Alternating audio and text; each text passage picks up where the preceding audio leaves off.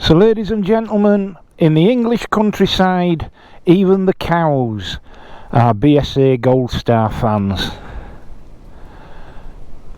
And what finer endorsement upon the qualities of this bike could you wish for?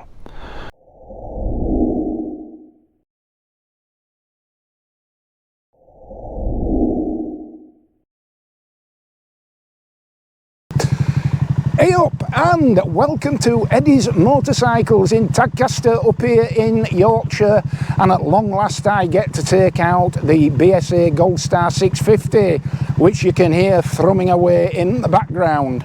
And I'll be taking out this here bike, the Legacy Edition, the top of the range colour scheme.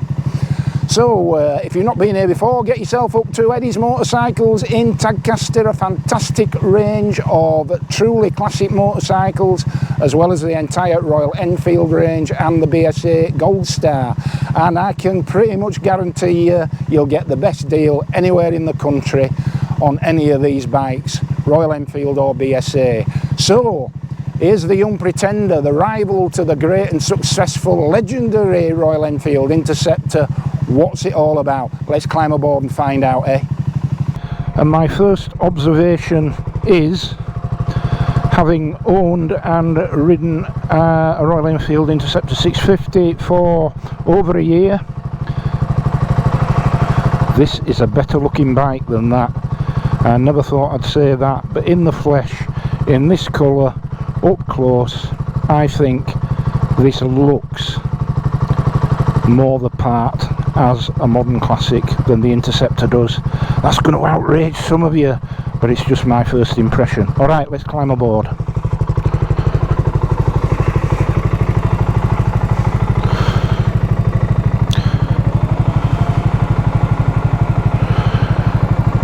Right then, so before we set off, let's have a look at the instrumentation. Twin dials with the speedo on the left and the rev counter there on the right, and a small LCD insert there with the fuel gauge. The rest of the warning lights are there on the headlight cowl there. I've heard some people refer to these clocks as reverse sweep. They're not.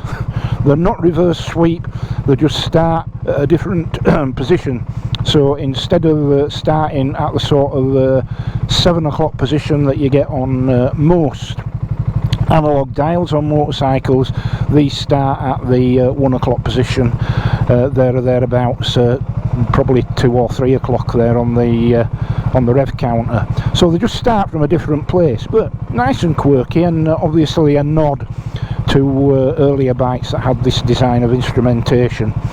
And another LCD insert there you can see on the left hand dial, which has the odo reading and the trip. Okay, so we'll do the numbers on the walk around. Let me just get these mirrors right. Lovely job. Right, okay, off we go. BSA Goldstar at long last. Right, so first thing you might notice, you might be able to hear the fan kicking in, because yes, unlike the Interceptor, this is a liquid cooled bike.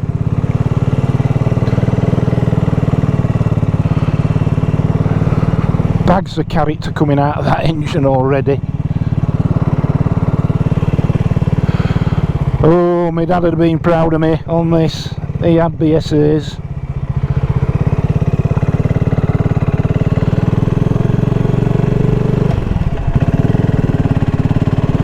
And absolutely apparent from the get-go that this is indeed a single and not a twin like the Interceptor. Now let's just get something out of the way. Early doors. This bike was born to challenge the Royal Enfield Interceptor 650, and I would go so far as to say that had that bike not come along and been as successful as it has since sort of 2018, this bike here may well never have existed, may never have come to market. Pure conjecture on my part, but I suspect without the Interceptor laying the ground for a mid-sized modern classic motorcycle at an affordable price point, this bike might never have seen the light of day. But it has, and here it is in the flesh. And not least because this bike owes much of its inception, shall we say, to the Interceptor. It was born to be compared with the Interceptor, and I make no apology for drawing those comparisons, not least because I obviously very recently had an Interceptor and very much enjoyed the year of riding I had on that bike. I put about 3,000 miles on it. So there will be an inevitable drawing of comparisons and parallels betwixt the two bikes because they have so much in common. In fact, the most significant element of demarcation, if you like, from the Interceptor is the engine, because whereas the Interceptor is a parallel twin air and oil cooled unit, this here is a single cylinder liquid cooled unit. And as I say, we'll do the numbers on the walk around, but the numbers really are almost identical. Basically the bikes, the Interceptor and this Goldstar, they're about the same size engine, similar power and torque figures, similar weight, similar seat height, similar styling, similar price point. Yeah, very closely aligned to each other without a shadow of a doubt, with that engine being the only sort of significant departure. And a very characterful engine this is indeed. Just getting used to these here clocks.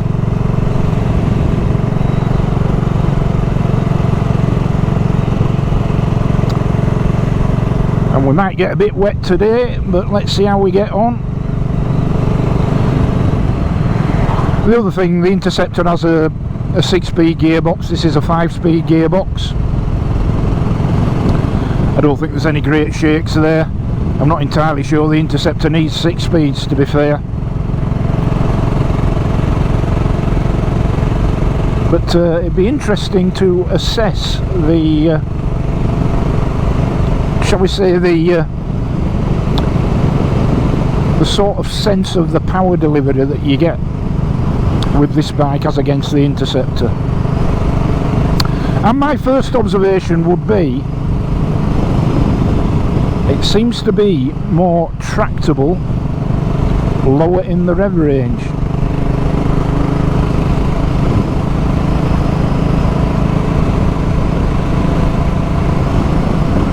Now that's obviously going to be down to the mapping. The Interceptor's 47 brake horsepower, this is 45, so near as damn it the same. But this just feels a little bit more urgent. I mean, we're up to 3,000 RPM now, and if I just give it a bit of a squirt here, whether it's real or imagined, there's a very, very noticeably more urgent delivery of power around about this sort of rev range, 3,000 to 4,000 RPM.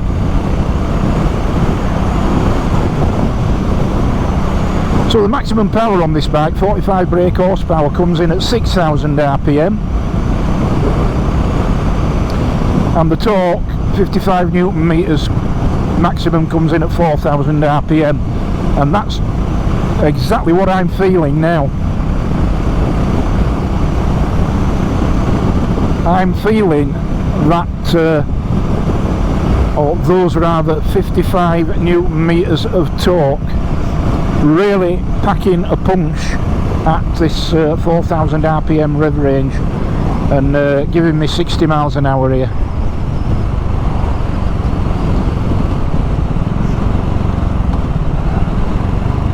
Plenty of engine braking, as you would expect from a single.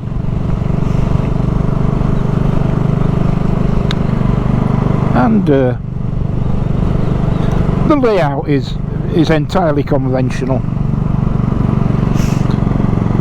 Switchgear looks a little bit more premium than the original Interceptors, although the later Interceptors have upgraded switchgear, the same switchgear as on the Super Meteor.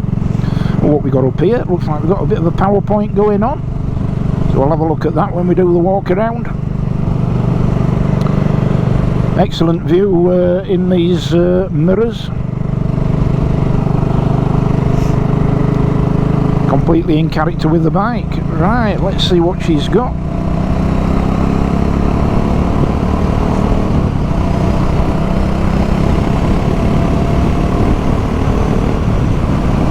Right, let me just tell you, without a shadow of a doubt, at this point of the bike's power delivery, it is noticeably more urgent than the Interceptor. And my Super Meteor, for that matter. Now, I'm sure when we get further up the rev range, things will start to balance themselves out, and I'm guessing the Interceptor will have a little bit more at the top end. But in this sort of sweet spot of revs, in top gear, in fifth, just a little twist on that throttle and the power is there, no hesitation whatsoever. So that's the first point.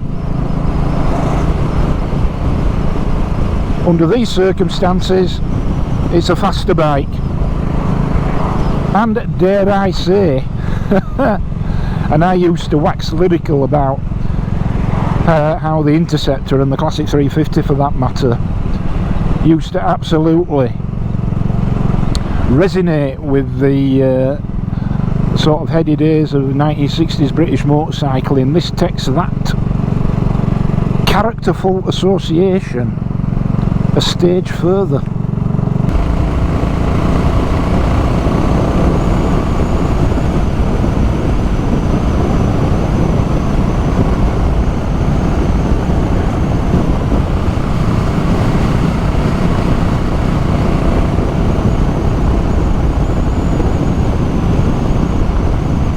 And on these damp roads, these Pirelli tyres, very sure-footed indeed.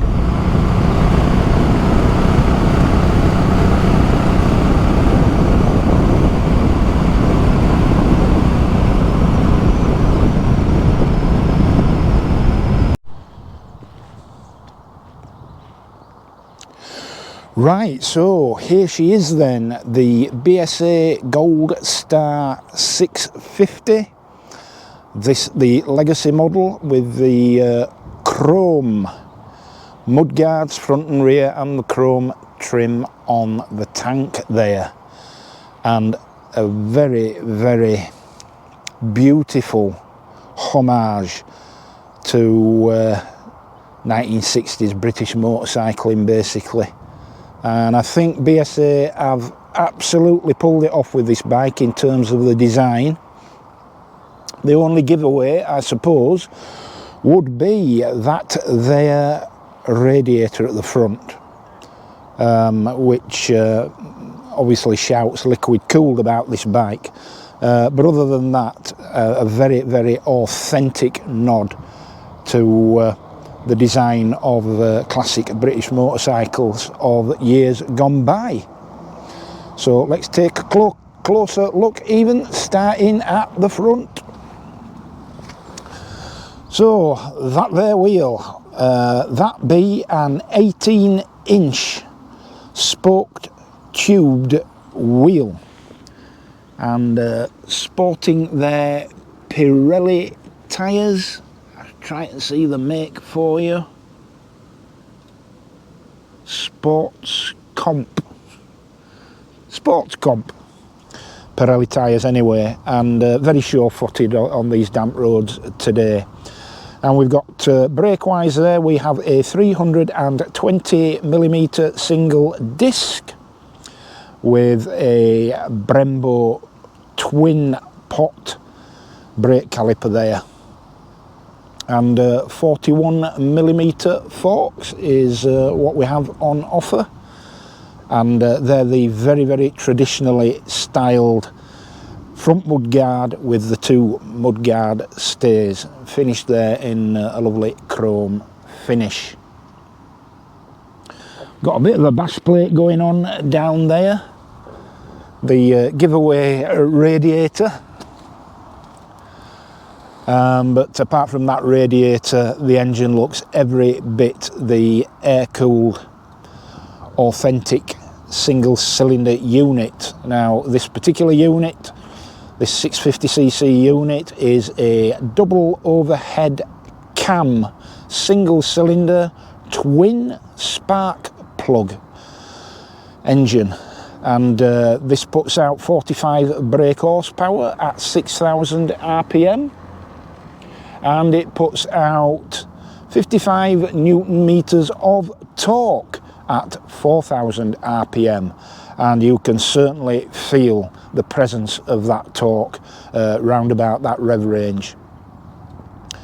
Engine casing there, a bit of polished metal going on, the rest is powder coated, so it's not quite as blingy as the early Interceptors. Nice bit of mock carburetor going on there, the ubiquitous fins on the cylinder head there, and yeah, a very authentic presentation of the engine there. And we have obviously the single pea shooter style exhaust there, which appears to be in brushed stainless steel rather than chrome. And suspension wise, at the back we have twin shock absorbers, and those are adjustable for preload, 5-stage adjustable for preload. And the you can see there the double-sided swing arm arrangement, chain drive obviously.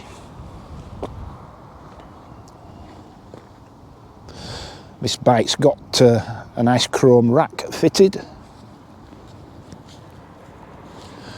We get down to the rear wheel neck of the woods, and there we have a 255mm disc with a single pot caliper, and the wheel is 17 inches on this, not another 18 inch like it is on the Interceptor, and again spoked tubed tyres. Again, another nice polished or lustered finish engine casing there on the other side, and yeah, very well presented indeed. I'll show you me seated upon the bike in due course. What we've got here is a standard 12-volt socket, very useful indeed that. Don't get one of them on the Interceptor, that's for sure. And up here we get a USB-C and a standard USB. Now, full marks for that. Standard setup of the handlebar controls, the brake and clutch levers not adjustable for span. On the left here you have your typical horn, indicator, headlight and pass switches. And on to the side you have your LCD display information selector for your odometer and trip meter readings, etc. Kill switch, hazard warning switch, and of course the starter. And there, as we saw earlier, the twin clocks there with this sort of vintage style, starting at the sort of 1 o'clock position there for the needles, and the rest of the warning lights are to be found here, and the little LCD displays here which give you your fuel level. There's your odometer reading, which you can cycle through thus with that button that I've just shown you, and your main warning lights are in the headlight housing there. And I just think this bike looks $1 million, proper authentic. Front headlamp is a standard halogen unit, and we've got some nice dinky indicators there, front and rear, very unobtrusive indeed. So all in all, I think that cuts a very nostalgic figure indeed. Right, well, here I am seated upon the BSA Goldstar. It's got a 770mm seat height, so not at all high. I'm 6'1" with a 32 going on 33-inch inseam, and as you can see, I'm flat-footed and still quite a bend in the knee. So very, very manageable for people of modest height, shall we say. The riding position, I suppose somewhat less than 90-degree bend at the knee for somebody long-legged like I am, but very, very comfortable nonetheless. Nothing of a stretch to the handlebars, very, very comfortable indeed. Feels more elevated than it actually is, but I can imagine riding this bike for hours on end without feeling remotely cramped. So yeah, beautiful piece of kit for sure. And as somebody that owned, ran and very much enjoyed a Royal Enfield Interceptor for well over a year, this bike really had to step up to the mark for me to be able to match the performance and enjoyment of that motorcycle. And what I have to say is that it does. It absolutely has. It surprised me. I was fully expecting to be able to nitpick certain aspects of this bike that didn't quite reach the individual standards of the Interceptor. But just goes to show how wrong you can be. I genuinely thought that a 650cc single wouldn't provide the thrills, if you like, of a 650 parallel twin. But this bike's mapped in such a way that the delivery of that torque at around the 4,000 RPM mark, even when you're in 5th gear, is so tractable. It makes the bike feel in the mid-range a lot more powerful than the Interceptor. Even though I'm sure the Interceptor, because it's got a couple of more brake horsepower as the Interceptor, I'm sure that would have a little bit more edge further up the rev range. But how often do you use you know, the top end of the rev range? You know, very few people with any sense ride to the red line, do they? I certainly don't. So the power's exactly where you need it to be. The sound is glorious, even with this stock exhaust. The looks of the bike, absolutely fabulous. The build quality, from what I can tell, absolutely spot on. No issues. I think there were some early concerns about the finish, but I'm assured that was the very, very early bikes, and it is not a factor on the later models. So yeah, what's not to like? So these are in stock at Eddie's Motorcycles in Tadcaster. I've spoken with Gaffer there, with Kieran, and he is absolutely confident he can price match anywhere in the United Kingdom for this bike, and will do so on production of the appropriate proof. But there's some cracking deals to be had there at the moment, some cracking deals at Eddie's. I mean, free luggage, really? Free luggage.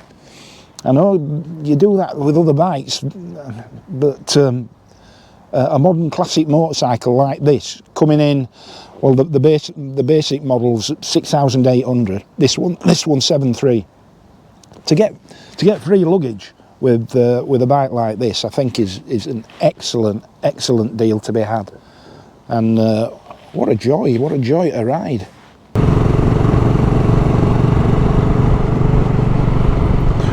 Oh, and I did forget to mention on the walk around that the fuel tank is 12 litres.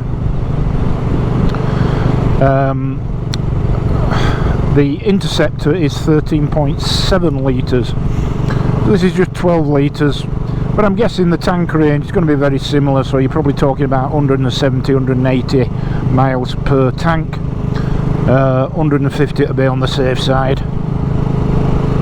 So yeah, perfectly usable range.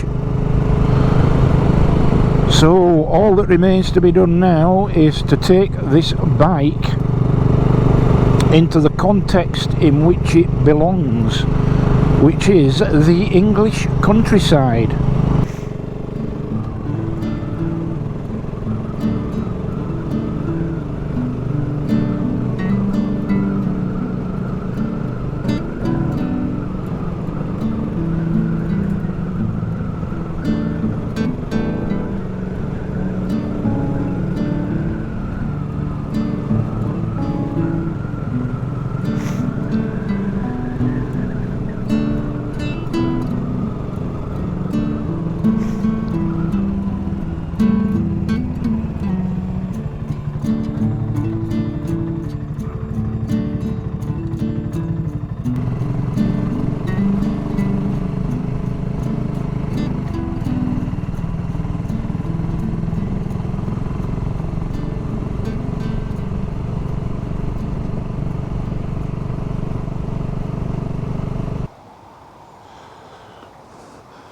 Right, well, I hope that was of some interest to you. What a fantastic bike, this BSA Goldstar 650, and an absolute nostalgia trip.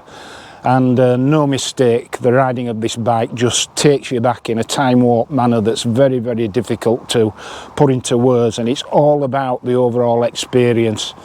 I think the only thing I missed out about the bike is its weight, 213 kilograms. And so about middle of the road sort of weight, very, very manageable indeed. And as you can see, I've attracted some attention, some admirers from these ladies behind me. Hey, I'm glad they're behind that there fence. But what a better place to really get into the groove of riding this nostalgic motorcycle than down a typical English countryside lane. And thanks again to Eddie's of Tadcaster for lending me this bike. I've enjoyed every single second of it. I heartily recommend them as a dealership to you. Every Royal Enfield, plenty of stock of these Goldstars, and cracking value for money. So from me and the BSA Goldstar 650, now that somebody's fired up a petrol driven chainsaw, wonderful, and from these here beautiful cows behind me, until the next time, ride safe, be kind, and I'll see you soon. I'll see thee.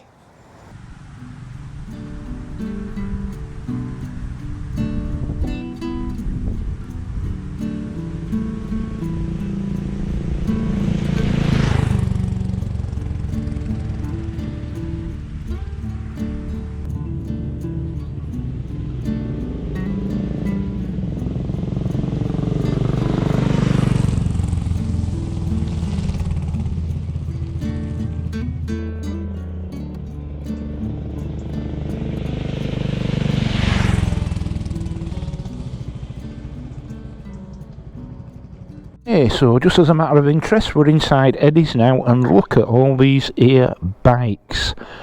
What an absolute cornucopia of classic bikes. Here are the BSAs. None of your different colour schemes and different prices.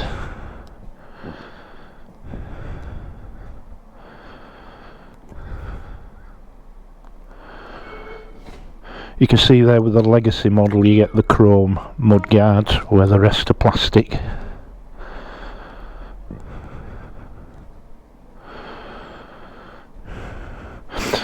That's, I suppose, what you call the base model, which is a sort of lovely dark green colour. And these are all the original classic BSAs. BSA A10 from 1960. BSA B40 from 69. 1958, 57, look at that, cracking colour. 62, my year of birth.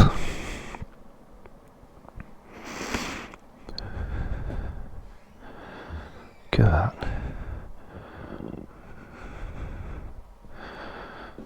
So when you see these original old BSAs and you see how much of the styling has been transferred onto the new bikes, it's been a very faithful interpretation.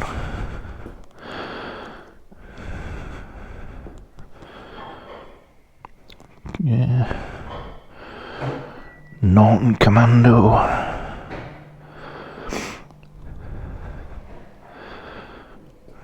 Another Norton.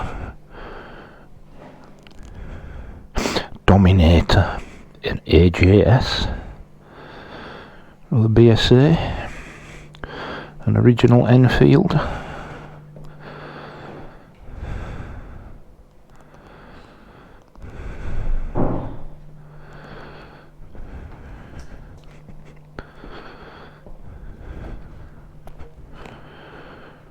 The Norton, cracking colour there. Again, a 1962 bike. The BSA Rocket. Wow.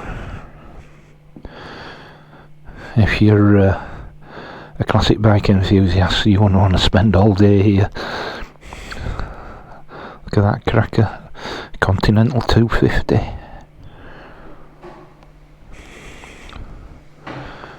And a couple of Triumphs. I think they call that one, they nickname that one the bathtub. They're looking at the back end there.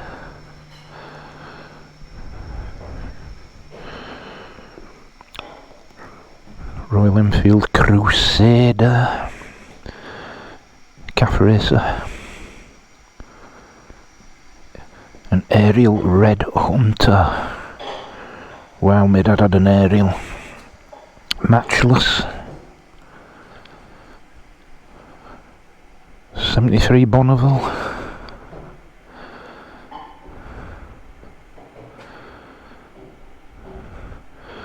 An original Super Meteor. Looks a bit different to my bike, doesn't it?